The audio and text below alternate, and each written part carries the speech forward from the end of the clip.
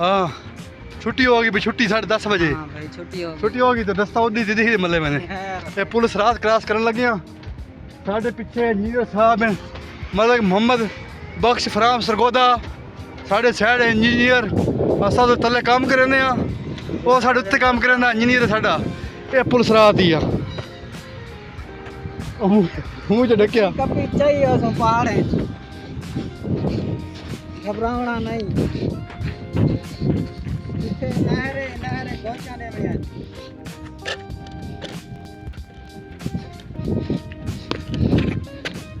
One, two, three. मैं जो कश्मीर फतेह की तो गया यस वो वेख रंगड़ियाल बैठो था ये वे दुनिया